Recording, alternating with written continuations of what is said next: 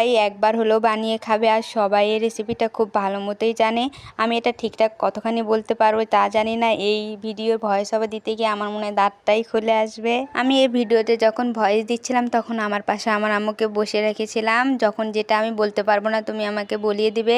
আমার আম্মু বলে দিয়েছিল, আমি ভিডিওতে ভয়েস ওভার দিচ্ছিলাম। এই ভিডিও ভয়েস ওভার দিতে গিয়ে আমার তো মনে হচ্ছিল আমি অযথা কেন এই ভিডিওটা করলাম। এই ভিডিওর কোনো কিছু আমি সঠিকভাবে বলতে পারছিলাম না। করার কিচ্ছু নেই, ভিডিও যখন করেছি অনেক কষ্ট হলেও আমাকে ভয়েস ওভারটা দিতেই হবে। তবে ভুল ত্রুটি হলে আপনারা ক্ষমা দৃষ্টিতে দেখবেন। যাই হোক, এই তো 3 দিন পর ধানগুলোকে বের করা হয়েছে। ধানগুলো থেকে সাদা সাদা গাছ বের হয়েছে। আমার আম্মু বলছিল ওগুলো গাছ না, ওগুলোকে টেকি বলে। ধানগুলোকে কিছুক্ষণ রোদে শুকানো হবে, শুকানোর পর এগুলো ধানের খোসা সহ ঢেকিতে গুঁড়ো করা হবে। এই তো এখানে আমার আম্মু ধানগুলোকে গুঁড়ো করে নিচ্ছিল, তারপরে কুলা দিয়ে ধানের খোসাগুলো ফেলে দেওয়া হচ্ছিল। আপনারা কে কি বলেন জানেন, আমরা এটাকে কুলাই বলি। আপনারা কে কোন